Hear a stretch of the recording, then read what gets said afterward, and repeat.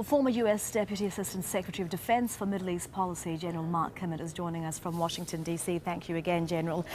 So we know about the airstrikes so far earlier than anyone was expecting, a sustained attack focusing on ISIL's stronghold of Raqqa. Tell us about the military hardware that we know is being used. What kind of weapons are these? Well, for the most part, I think we're going to see joint direct attack munitions being dropped by F-16s, but also the reintroduction of the Tomahawk cruise missile into the battlefield. We haven't seen that for some time, and it looks like tonight's operation featured a number of the ground-launched cruise missiles, the Tomahawks, going against some of the fixed sites. And why do you think we are seeing them being used here, General? Well, first of all, it's a very, very large weapon, about 1,000 pounds in weight, with a very high explosive content to it, and very good against fixed targets and stationary targets.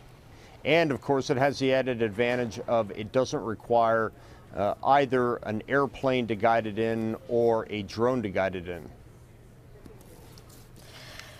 General Kimmit, this civil war in Syria has of course been going on for more than 3 years now, and the Syrian opposition was asking for the US to intervene militarily. It didn't. These airstrikes of course aren't against the Syrian government, but they are nonetheless US airstrikes in Syria. What do you think it is about the fight against ISIL here that changed the tide?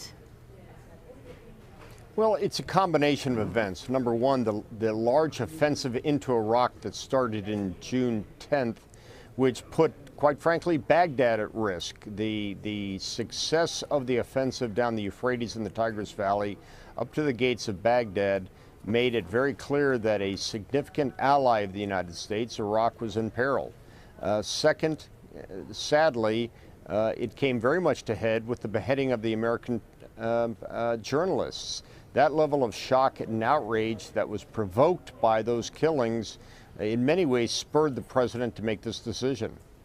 And do you think this campaign can be successful, the aim of degrading ISIL, with the airstrikes alone and without US and its allies' troops on the ground? Well, the first part of it can be successful, which is inside of Iraq. The combination of airstrikes from the coalition and the ground efforts by the Iraqi troops to regain lost territory is certainly an objective that's attainable in the next few months. It becomes a little more problematic when we're talking about efforts inside of Syria.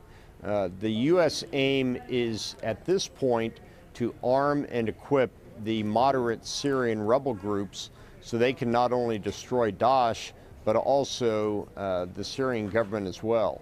We've had a lot of trouble over the years arming, first of all, vetting, and then second, arming the moderate Syrians, and their capabilities are questionable.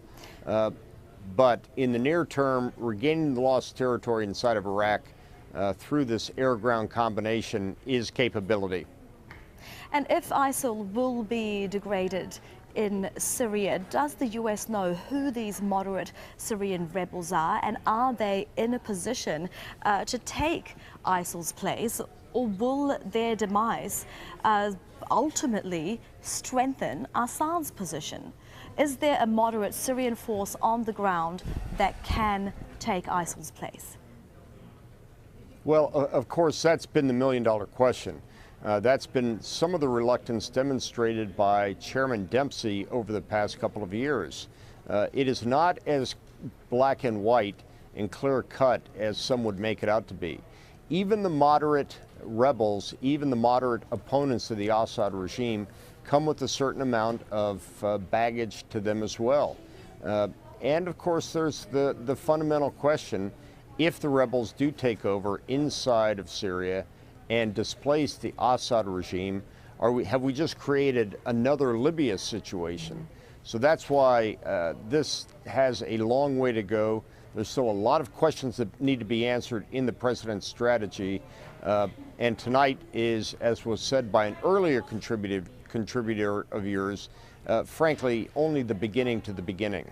And how do you think the sort of aspect of U.S. airstrikes in Syria work alongside the Syrian government, who are launching their own attacks against various Syrian opposition groups? But there's, as far as we know, no level of coordination between the two. But we have heard that Syria's UN envoy was told that these U.S. airstrikes would be taking place before they did. I mean, how is this all going to work?